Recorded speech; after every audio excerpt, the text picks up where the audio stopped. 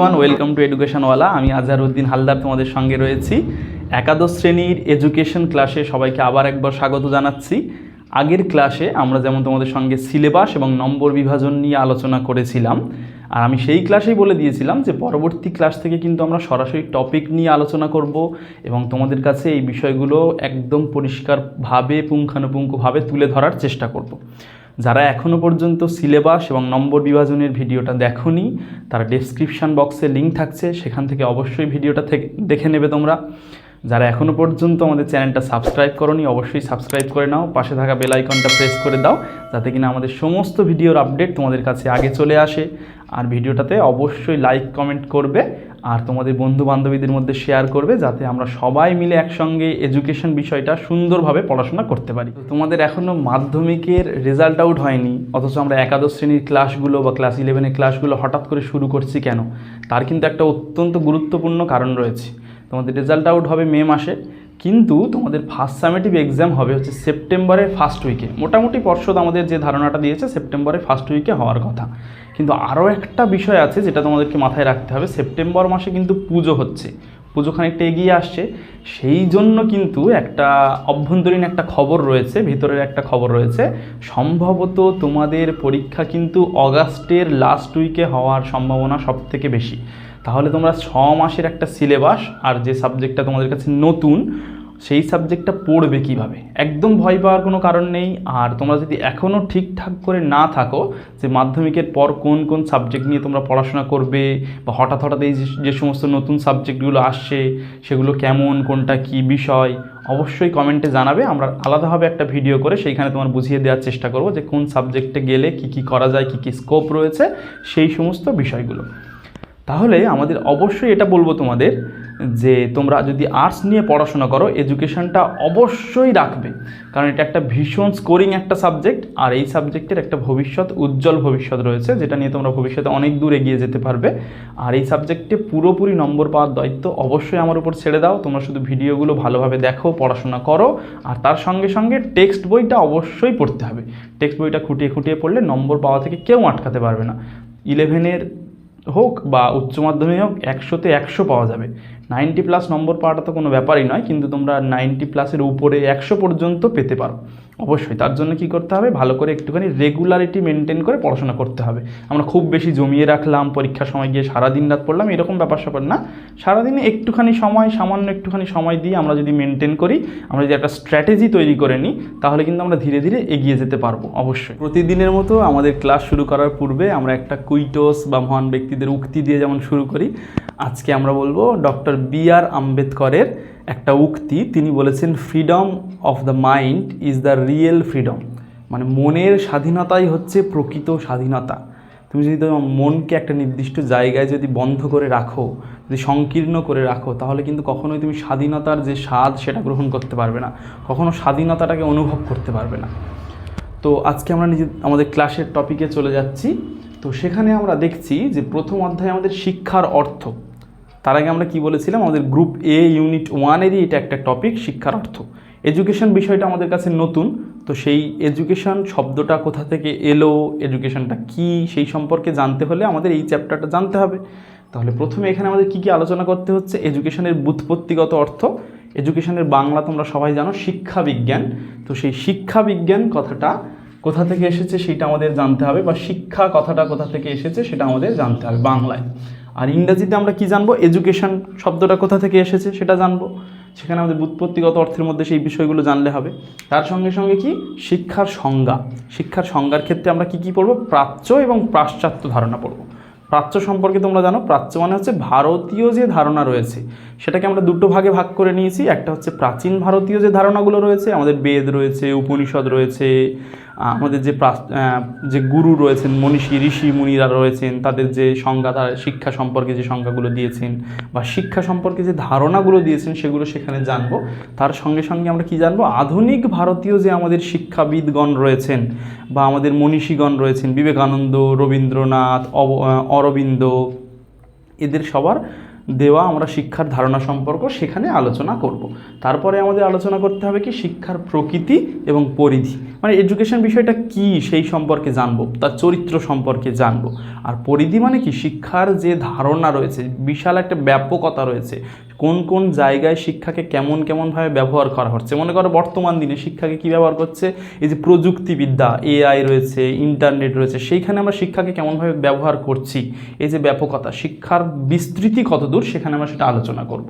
তারপরে আমরা কি আলোচনা করব, সংকীর্ণ অর্থে শিক্ষা এবং ব্যাপক অর্থে শিক্ষা।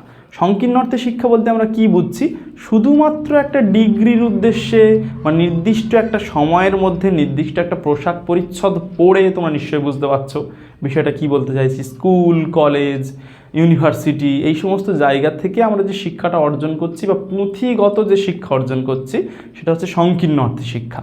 আর ব্যাপক অর্থে শিক্ষা বলতে আমরা কি বুঝছি, এই যে আমাদের পুঁথি বাদ দিয়ে, বইপত্র বাদ দিয়ে, বিদ্যালয় বাদ দিয়ে, কলেজ বাদ দিয়ে আমরা যে বিশাল আমাদের যে উন্মুক্ত পরিবেশ রয়েছে, আমার পরিবার রয়েছে, রাস্তাঘাট রয়েছে, খেলার মাঠ রয়েছে, বিশ্ব প্রকৃতি রয়েছে, আমার বন্ধু বান্ধবী, সবার কাছ থেকে আমরা যে সমস্ত বিষয়গুলো শিখছি, এটাকে আমরা বলছি ব্যাপক অর্থে শিক্ষা। শিক্ষা কিন্তু কখনো মানুষকে সংকীর্ণ করে তোলে না, শিক্ষা সবসময়ই মানুষকে ব্যাপক করে তোলে। বিভিন্ন ঋষি মনীষীরা আমাদের কিন্তু বলেছেন যে শিক্ষা মানে শুধুমাত্র কিছু সার্টিফিকেট জোগাড় করা বা কিছু বিষয় সম্পর্কে জ্ঞান অর্জন করা নয়। শিক্ষা মানে হচ্ছে তার অভ্যাসের পরিবর্তন, সে কেমন করে মানুষের সঙ্গে আচরণ করছে, সেই আচরণধারার একটা পরিবর্তন, মানুষকে সুসংগঠিত করে তোলে, মানুষের সঙ্গে সুষম একটা ব্যবহার করার উপযোগী করে তোলে। সেই সমস্ত বিষয়গুলো এখানে আমরা আলোচনা করব। তো আজকের ক্লাসে প্রধানত আমাদের দুটো বিষয় আমরা আলোচনা করব, একটা হচ্ছে ব্যুৎপত্তিগত অর্থ যেটা রয়েছে সেটা, আর শিক্ষার সংজ্ঞা। ক্লাসটা অবশ্যই সবাই মন দিয়ে দেখবে, দেখলে এখান থেকেই তোমাদের 100% যা এমসিকিউ প্রশ্ন আসবে অবশ্যই ক্লিয়ার হয়ে যাবে। আর তোমরা চাইলে স্ক্রিনশট নিয়ে পরবর্তীতে তোমাদের খাতায় সুন্দরভাবে গুছিয়ে গুছিয়ে লিখে যাবে। তাহলে সেইভাবে যদি আমরা একটা টপিক পড়লাম, প্রথমে ব্যুৎপত্তিগত অর্থ পড়লাম, পড়ার পরে সেই ব্যুৎপত্তিগত অর্থের জায়গা থেকে, সেই অঞ্চল থেকে যতগুলো প্রশ্ন হয় আমরা যদি নিজেদের মতো করে তৈরি করে নিতে পারি, তারপর আমরা শিক্ষার সংজ্ঞা পড়লাম, সেই সংজ্ঞা সম্পর্কে যতগুলো প্রশ্ন হয় আমরা সেগুলো লিখে নিলাম, এমনি এসএকিউ আকারেই লিখে নিলাম। পরবর্তীতে এমসিকিউ এর যে আমাদের 7টা টাইপ আছে, সেই টাইপের মধ্যে যে কোনোটাতেই আসলে আমরা পেরে যাব, কিন্তু সেইভাবে লিখে নিলাম। এইভাবে এক একটা টপিক যদি আমরা নিজেদের মতো করে তৈরি করে নিতে পারি, তাহলে আমাদের কিন্তু ভালো নম্বর পাওয়া থেকে কেউ আটকাতে পারবে না। অবশ্যই সেইভাবে আমরা এগিয়ে যাব।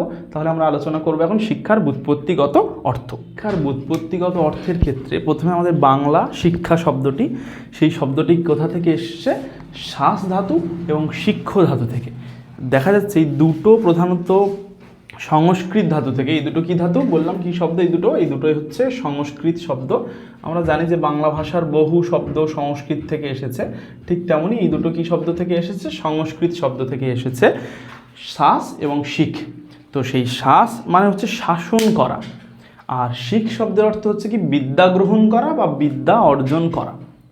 তো এই দুটোর থেকে আমাদের যা এমসিকিউ আসুক, আমাদের প্রধানত মনে রাখতে হবে কি, শাস ধাতুটির অর্থ হচ্ছে শাসন করা, আর শিখ ধাতুটির অর্থ হচ্ছে আমাদের বিদ্যা অর্জন করা বা বিদ্যা গ্রহণ করা।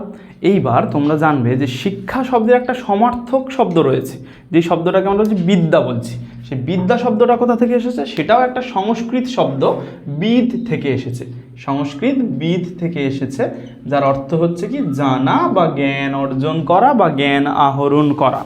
তো আমাদের বাংলা যে ওয়ার্ড রয়েছে, তাহলে বললাম শিক্ষা, সেই শিক্ষা শব্দটা আমরা কি দেখলাম, দুটি সংস্কৃত শব্দ থেকে এসেছে, একটা হচ্ছে শাস আর একটা শিখ। তো শাসের অর্থ হচ্ছে শাসন করা, আর হচ্ছে শিখ শব্দের অর্থ হচ্ছে বিদ্যা গ্রহণ করা বা বিদ্যা অর্জন করা।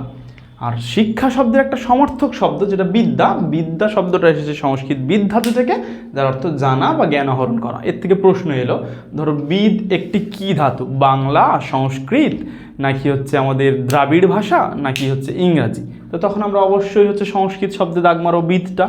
আর অর্থ যদি আসে, বিদ্যার অর্থ কী, বা হচ্ছে আমাদের শাসের অর্থ কী, বা শিক্ষ এর অর্থ কী, সেগুলো তাহলে আমরা করে নেব। এরপর আমরা কি করব, ইংরাজি আমাদের যে শব্দগুলো রয়েছে এডুকেশন, সেই এডুকেশন শব্দটা কোথা থেকে এসেছে সেই সম্পর্কে আমরা দেখে নেব। তো আমরা বাংলাটা জেনে নিলাম, তারপরে কিন্তু আমরা জেনে নেব এডুকেশন যে ওয়ার্ডটা রয়েছে, EDUCATION, এই এডুকেশন শব্দটা কোথা থেকে এসেছে সেই সম্পর্কে কিন্তু অনেকগুলো তথ্য আমাদের কাছে রয়েছে। তোমরা বিভিন্ন বইতে বিভিন্ন রকম পাবে, কোনো বইতে 4টে রয়েছে, কোনো বইতে 5টা রয়েছে, কিন্তু দেখা যাচ্ছে যে বেশিরভাগ জায়গা থেকে আমরা যে সমস্ত সোর্সগুলো পাচ্ছি, যে সমস্ত শিক্ষাবিদ মনোবিদ যারা রয়েছেন তারা আমাদের যে সমস্ত বিষয়গুলো জানাচ্ছেন, সেখান থেকে আমরা দেখতে পাচ্ছি টোটাল 6টা ল্যাটিন ওয়ার্ড থেকে কিন্তু এডুকেশন শব্দটা এসেছে।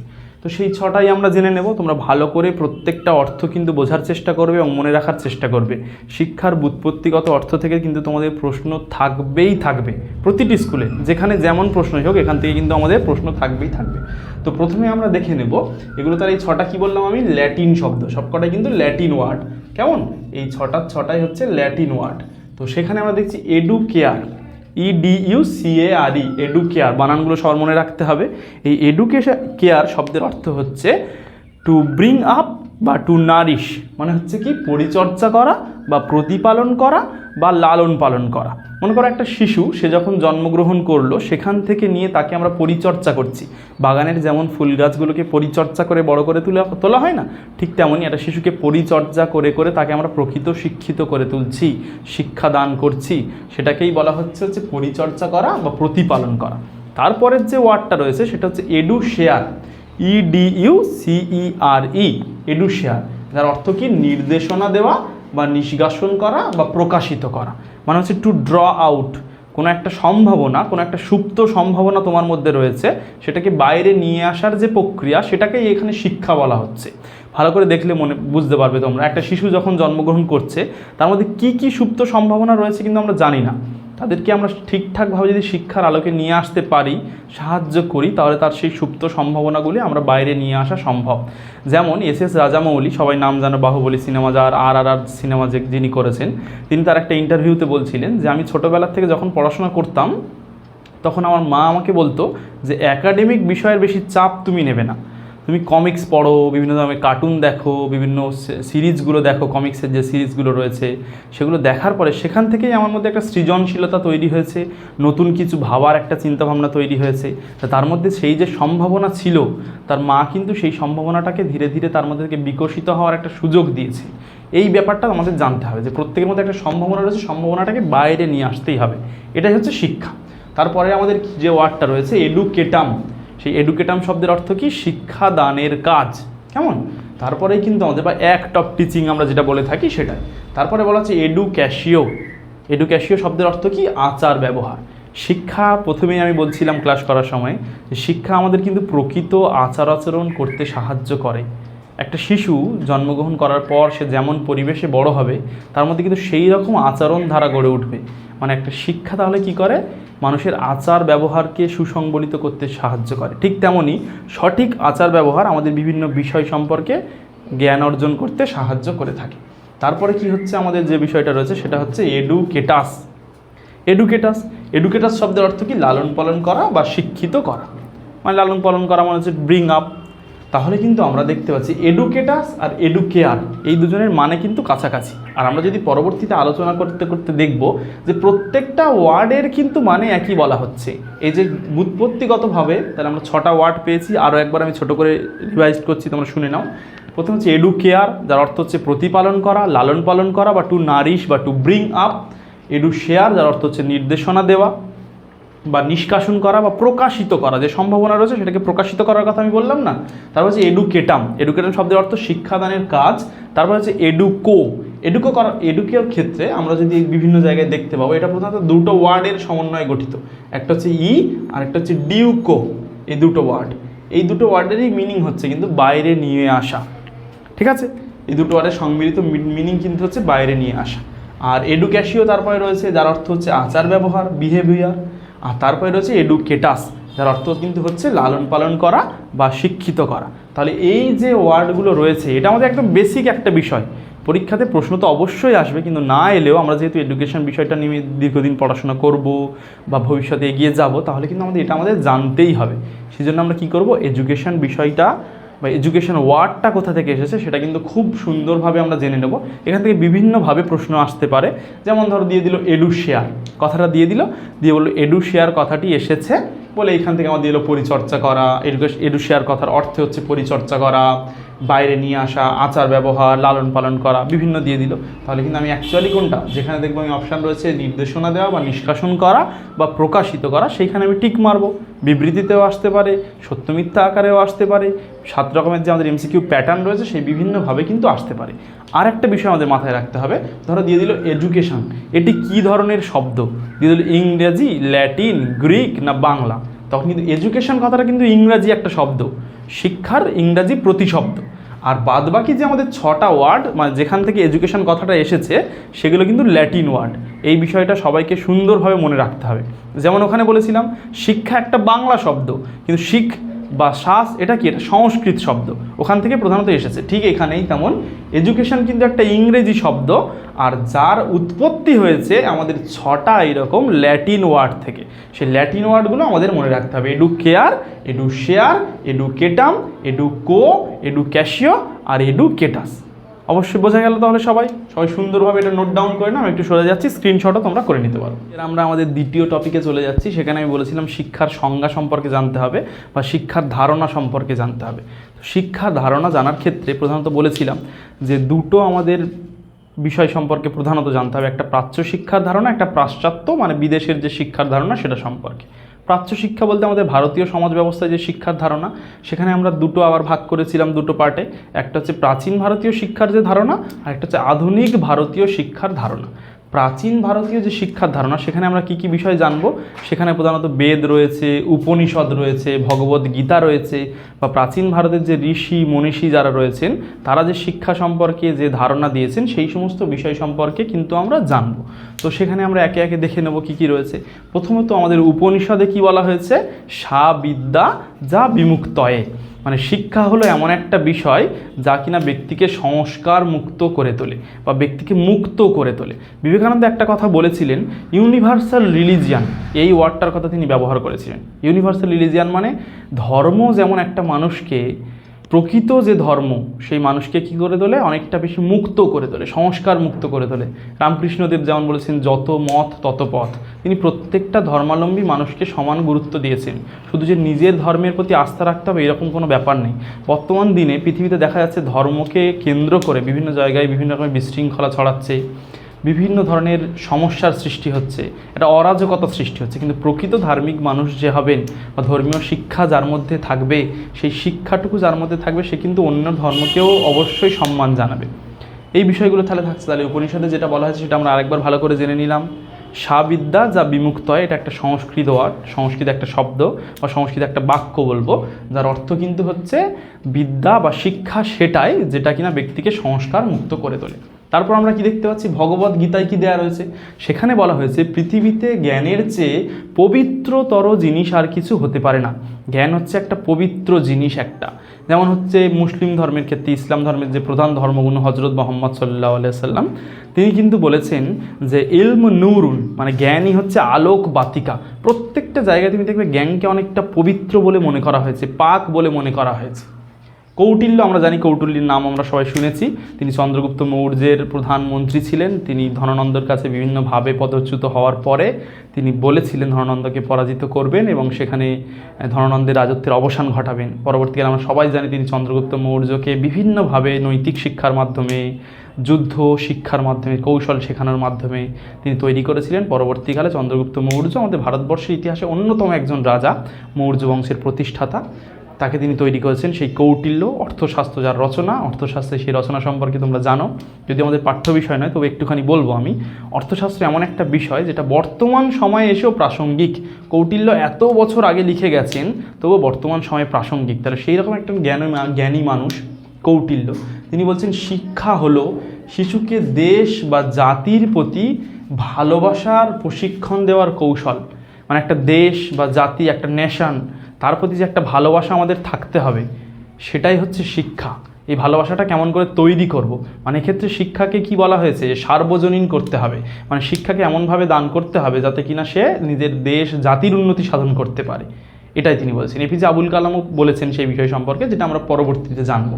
আচ্ছা, শঙ্করাচার্য একজন বিখ্যাত আমাদের দার্শনিক, তিনি কি বলেছেন, আত্মজ্ঞান লাভই হলো শিক্ষা। আত্মজ্ঞান বা ব্রহ্মজ্ঞান, নিজের মধ্যে যে একটা সুপ্ত সম্ভাবনা রয়েছে, বারবার আমরা বলছি না নিজের মধ্যে একটা সম্ভাবনা রয়েছে। এডুকেশন শব্দটার ব্যুৎপত্তিগত অর্থ বলতে গিয়ে সেখানে আলোচনা করলাম যে সুপ্ত সম্ভাবনা, সেই সুপ্ত সম্ভাবনা বা আত্মজ্ঞান, এটাকে লাভ করতে হবে, নিজের সম্পর্কে জানতে হবে, সেলফ সম্পর্কে জানতে হবে। এই জন্য বারবার আমরা বলে থাকি যে কখনো কখনো নিজের সঙ্গে সময় কাটাও, অনেক সময় নিজেকে দাও, কিছু কিছু সময় নিজের সঙ্গে কাটাও, তাহলে তুমি নিজেকে চিনতে পারবে, নিজের মধ্যে কি করতে চাইছো তুমি সেটা তুমি বুঝতে পারবে, তারপরেই কিন্তু তোমার উন্নতি লাভ করতে পারবে। তো তারপরে কি রয়েছে, ঋগ্বেদ, সবাই জানো প্রাচীনতম বেদ আমাদের যেটা সেই ঋগ্বেদ, সেখানে কি বলা হয়েছে, শিক্ষা হলো এমন একটি প্রক্রিয়া যা ব্যক্তিকে আত্মবিশ্বাসী এবং আত্মত্যাগী করে তোলে। আত্মবিশ্বাসী, নিজের প্রতি একটা বিশ্বাস, সেলফ কনফিডেন্স যেটা আমরা বলবো, সেই বিশ্বাসটুকু গড়ে তোলে। আর কি করে, আত্মত্যাগী, মানুষের জন্য, সবার জন্য যাতে আমরা কাজ করতে পারি, সেই বিষয়টা কিন্তু আমাদের গড়ে তোলেই হচ্ছে শিক্ষা। তাহলে এখানে আমরা মোটামুটি আমাদের প্রাচীন যে ধারণাগুলো রয়েছে, প্রাচীন ভারতীয় যে ধারণাগুলো রয়েছে সেগুলো সম্পর্কে জেনেছি। এছাড়াও তোমাদের পাঠ্য বিভিন্ন বইগুলোতে আরও অনেক অনেক ধারণা দেওয়া রয়েছে। তার মধ্যে থেকে আমার যেগুলো ইম্পর্টেন্ট মনে হয়েছে, যেগুলো আগামী বছর পরীক্ষাতে এসেছিল বিভিন্ন স্কুলে, সেইগুলো আলোচনা করার চেষ্টা করেছি। বাকিগুলো অবশ্যই তোমরা বইগুলোতে দেখে নেবে। আর আমরা এর পরবর্তীকালে একটা চ্যাপ্টার শেষ হওয়ার পরে যখন মক টেস্ট নেব, তোমাদের অনলাইনেই মক টেস্ট নেব গুগল ফর্মের মাধ্যমে, সেখানে আরও বিভিন্ন প্রশ্নের তোমরা সম্মুখীন হবে। আশা করছি সেখান থেকে একটা সুন্দরভাবে আমাদের তৈরি হয়ে যাবে। আর এইগুলো তোমরা অবশ্যই মুখস্থ করো, তার সঙ্গে সঙ্গে টেক্সট বই যেগুলো আছে সেগুলো মুখস্থ করো। এর পরবর্তী পার্টে আমরা দেখে নেব আধুনিক ভারতীয় যে শিক্ষার ধারণা রয়েছে সেইগুলো সম্পর্কে। ভারতীয় যে শিক্ষার ধারণা রয়েছে সেখানে আমরা প্রথমেই দেখতে পাচ্ছি আমাদের যুগ পুরুষ বিবেকানন্দের নাম। সেই স্বামী বিবেকানন্দ কি বলেছেন, education is the manifestation of perfection already in man. মানে হচ্ছে শিক্ষা হচ্ছে মানুষের অন্তর্নিহিত যে সত্তা, সেই সত্তার পরিপূর্ণ বিকাশ সাধন। কেমন? তারপর আমরা দেখতে পাচ্ছি ঋষি অরবিন্দ, তিনি বলেছেন মানুষ যে বিকাশমান আত্মসত্তার অধিকারী, তাকে সম্পূর্ণভাবে বিকাশ করার প্রচেষ্টাই হলো শিক্ষা। মানুষের যে একটা সত্তা রয়েছে, তুমি দেখো ভালো করে, একদম পৃথিবী সৃষ্টির পর্যায় থেকে ধীরে ধীরে ধীরে ধীরে আমাদের যে এগিয়ে যাচ্ছি, মানব সভ্যতা আমরা এগিয়ে নিয়ে যাচ্ছি, সেই মানব সভ্যতার এগিয়ে যাওয়ার যে একটা পদ্ধতি বলবো সেটাকেই, বা প্রচেষ্টা বলবো, সেটাকেই তিনি শিক্ষা বলেছেন। গান্ধীজি কি বলেছেন? গান্ধীজি বলছেন শিক্ষা হলো ব্যক্তির দেহ, মন ও আত্মার পরিপূর্ণ বিকাশ সাধন। গান্ধীজির এই সংজ্ঞার মধ্যে দেখতে হবে একটা আধ্যাত্মিকতা রয়েছে। তিনি যে আধ্যাত্মিকভাবে কতটা স্ট্রং ছিলেন সেটা তার সংজ্ঞার মধ্যেই বোঝা যায়। তিনি বলছেন শিক্ষা হলো ব্যক্তির দেহ, মন ও আত্মার একটা যে মিলিত একটা প্রক্রিয়া, মিলিত একটা প্রয়াস, যেটার মাধ্যমে মানুষের চূড়ান্ত যে উন্নতি সেটা সম্ভব। শ্রীরামকৃষ্ণ তিনি কি বলছেন, শিক্ষা হলো মন ও হৃদয়ের বিশুদ্ধকরণের প্রক্রিয়া। এখানেও একটা আমরা আধ্যাত্মিকতা দেখতে পাচ্ছি প্রাচীন ভারতীয় শিক্ষায় বা আধুনিক শিক্ষায়, যে একটা আধ্যাত্মিকতা সবসময় দেখা যাচ্ছে, সেটা কিন্তু তারই প্রমাণ। রাধাকৃষ্ণন, যিনি হচ্ছেন আমাদের প্রথম শিক্ষামন্ত্রী, বা যে আধুনিক যে পুরোপুরি উচ্চশিক্ষা ব্যবস্থা তার যে স্ট্রাকচার তৈরি করেছেন আমাদের সর্বপল্লী রাধাকৃষ্ণন, তিনি বলেছেন শিক্ষা হলো বুদ্ধির প্রশিক্ষণ, হৃদয়ের পরিমার্জন এবং আত্মার শৃঙ্খলা। এইগুলো আরও আমাদের অনেকগুলো শিক্ষাবিদ রয়েছে। আমার কবিগুরু রবীন্দ্রনাথ ঠাকুর, তিনি কিন্তু শুধুমাত্র কবি ছিলেন বা লেখক ছিলেন না, তিনি একাধারে দার্শনিক ছিলেন, শিক্ষাবিদ ছিলেন, চিন্তাবিদ ছিলেন, বিভিন্ন ধরনের তার মধ্যে যে প্রতিভা ছিলেন, তার মধ্যে অন্যতম একটি প্রতিভা হচ্ছে শিক্ষাবিদ। তার সেই শিক্ষা চিন্তা আমরা দেখতে পেয়েছি শান্তিনিকেতন বা বিশ্বভারতীতে। তিনি শিক্ষা সম্পর্কে কি বলেছেন, শ্রেষ্ঠ শিক্ষা হলো সেই শিক্ষা যা আমাদের কেবলমাত্র তথ্য পরিবেশন করে না, বিশ্ব সত্তার সঙ্গে সামঞ্জস্য রেখে জীবন গঠন করে আমাদের। মানে তিনি কি বোঝাতে চেয়েছেন তার এই সংজ্ঞার মাধ্যমে, যে শিক্ষা মানে শুধুমাত্র কিছু তথ্য দেওয়া, কিছু বইপত্রের কথা, কিছু সাবজেক্টের কথা বলা নয়। আমাদের যে বিশ্ব সমাজে যে আমাদের টিকে থাকতে হবে, বিশ্ব সভ্যতার সঙ্গে যে আমাদের টিকে থাকতে হবে, যে আন্তর্জাতিকতা বোধ তার সঙ্গে যে আমাদের মানিয়ে নিতে হবে, সেটাই কিন্তু শেখাই আমাদের শিক্ষা। তারপরে আমাদের মহান রাষ্ট্রপতি একজন, যাকে মিসাইল ম্যান বলা হয়, সেই এপিজে আব্দুল কালাম, তিনি কি বলছেন, শিক্ষা হলো এমন একটি বিষয় যা অনুসন্ধিৎসা, সৃজনশীলতা, উৎসাহ এবং নৈতিক নেতৃত্ব দ্বারা স্ফুরণ ঘটায়, যা গণতান্ত্রিক দেশের পক্ষে অবশ্যই আবশ্যক। মানে তার কথার মধ্যে দিয়ে আমরা কি বুঝতে পারছি, যে শিক্ষা মানুষকে সৃজনশীল করে তোলে, ক্রিয়েটিভ করে তোলে, আর হচ্ছে শিক্ষা মানুষকে গণতান্ত্রিক করে তোলে। সবার যে সমান অধিকার, নিজের অধিকার বুঝে নেওয়া এবং অন্যের অধিকার বুঝিয়ে দেওয়া, এই যে চিন্তাভাবনা, সেটা কিন্তু একমাত্র গঠন করে আমাদের শিক্ষা। এবার আমরা আলোচনা করব পাশ্চাত্য যে সমস্ত শিক্ষাবিদ রয়েছেন তাদের মধ্যে যারা উল্লেখযোগ্য, তাদের দেওয়া শিক্ষা সম্পর্কে ধারণা নিয়ে।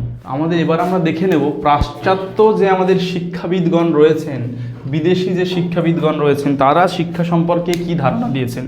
আমরা দেখব যে পাশ্চাত্য যে দর্শন, সেই দর্শনের জনক সক্রেটিস, সেই সক্রেটিস শিক্ষা সম্পর্কে কি বলেছেন, শিক্ষা হলো মিথ্যার পরিহার এবং সত্যের আবিষ্কার। মানে মিথ্যাকে বর্জন করে সত্যকে মেনে নেওয়াটাই হচ্ছে শিক্ষা। এটাই বলেছেন সক্রেটিস। সক্রেটিসের সম্পর্কে বিস্তারিত ভিডিও আমরা চ্যানেলে নিয়ে আসবো অবশ্যই, কারণ তিনি হচ্ছে পাশ্চাত্য যে দর্শন রয়েছে সেই দর্শনের জনক। তো সেই সক্রেটিস বলেছেন, যেটা আমরা বলে দিলাম। তারপরে সক্রেটিসের একজন মহান শিষ্য ছিলেন যার নাম হচ্ছে প্লেটো। এখানে একটা বিষয় একটুখানি তোমাদের জানিয়ে রাখি, সক্রেটিসের সম্পর্কে কিন্তু আমরা খুব বেশি কিছু তার নিজস্ব কোনো রচনা থেকে আমরা জানতে পারিনি। তার যে শিষ্য রয়েছেন সেই প্লেটো অনেকগুলো ডায়ালেক্টস লিখেছেন, যেখানে হচ্ছে ডায়ালেক্টসের মধ্যে সেখানে সক্রেটিস সম্পর্কে আলোচনা করা হয়েছে। সেখান থেকে আমরা সক্রেটিস সম্পর্কে একটা ধারণা পেয়েছি আর কি। সক্রেটিস সম্পর্কে বিস্তারিত পরে আলোচনা করা হবে কোনো দিন। সেই প্লেটো কি বলেছেন, শিক্ষা শিশুর নিজস্ব ক্ষমতা অনুযায়ী দেহ মনের সার্বিক বিকাশে সহায়ক একটা প্রক্রিয়া। ঠিক আছে, তারপরে আমরা যার নিয়ে আলোচনা করবো তার নাম হচ্ছে রুশো। আধুনিক যে শিশু কেন্দ্রিক শিক্ষা, আগেকার দিনে কেমন ছিল, শিক্ষাটা ছিল গুরু কেন্দ্রিক বা শিক্ষক কেন্দ্রিক। শিক্ষক যেমনভাবে শেখাবেন, তখনকার দিনে মনে করা হতো যে গুরু হচ্ছে একটা জ্ঞানের ভাণ্ডার, তার মধ্যে জ্ঞান পুরোপুরি পরিপূর্ণ অবস্থায় সঞ্চিত রয়েছে, সেখান থেকে জ্ঞান যা চলকে বাইরে পড়বে সেগুলোই বাচ্চারা বা শিশুরা গ্রহণ করবে। শিক্ষক যেমনভাবে চাইবেন তেমনভাবে পড়াবেন। কিন্তু বর্তমান দিনে এই রুশো আসার পর দিয়ে শুরু হলো কি শিশু কেন্দ্রিক শিক্ষা। সেই শিশু কেন্দ্রিক শিক্ষা বা চাইল্ড সেন্ট্রিক এডুকেশন, তার জনক হচ্ছেন রুশো। তার পুরো নাম জ্যাক রুশো। তিনি বলেছেন শিক্ষা হলো শিশুর স্বতঃস্ফূর্ত আত্মবিকাশ। তিনি কিন্তু চেয়েছিলেন যে শিশুকে একদম পরিবেশে মুক্ত অবস্থায় রেখে দেওয়া হবে, যেখানে কিনা শিশু নিজের থেকেই একটা শিক্ষা লাভ করবে এবং তার আত্মবিকাশ লাভ হবে। তারপর আমরা যার সম্পর্কে বলব অগাস্ট ফ্রেডরিক ফয়েবেল। তিনি বলেছেন শিক্ষা হলো অন্তর্নিহিত সুপ্ত সম্ভাবনার উন্মেষ সাধন। আমাদের বিবেকানন্দ যেমন বলেছেন ঠিক একই অর্থে তিনি বোঝাতে চেয়েছেন যে শিশুর মধ্যে যে অন্তর্নিহিত সত্তা রয়েছে তার বিকাশ সাধন করতে হবে। এই অগাস্ট ফ্রেডরিক ফয়েবেল তিনি কিন্তু হচ্ছে আমাদের যে কেজি স্কুল বর্তমানে কিন্ডারগার্টেন পদ্ধতি তার জনক। তিনি চেয়েছিলেন শিশুদেরকে একটা বাগানের যে চারা গাছ রয়েছে তার মতো করে আমাদের যারা শিক্ষক বা শিক্ষিকা তারা মালি হিসেবে পরিচর্যা করবেন এবং তাদের বিকাশে সহায়তা করবেন। তারপর রয়েছে জন ডিউই, যিনি হচ্ছেন একজন অন্যতম প্রয়োগবাদী দার্শনিক। তিনি বলেছেন শিক্ষা হলো অভিজ্ঞতার অবিরত পুনর্গঠনের মাধ্যমে জীবনযাপনের একটা প্রক্রিয়া। আমরা দেখো প্রতিদিনই প্রতিনিয়ত প্রতি একটা মিনিট বা সেকেন্ডে আমরা নতুন নতুন অভিজ্ঞতার সম্মুখীন হচ্ছি। সেই অভিজ্ঞতাগুলো কিন্তু আমাদের মধ্যে সঞ্চিত হয়ে থাকার ফলেই কিন্তু আমাদের মধ্যে একটা বিকাশ ঘটছে। এটাকে তিনি শিক্ষা বলে বোঝাতে চেয়েছেন। আমরা দেখব যে প্রয়োগবাদী যে সমস্ত দার্শনিক রয়েছেন তারা কিন্তু এই বিষয়টার উপর অত্যন্ত গুরুত্ব দান করে, অভিজ্ঞতা অর্জনের উপর বেশি গুরুত্ব দান করে।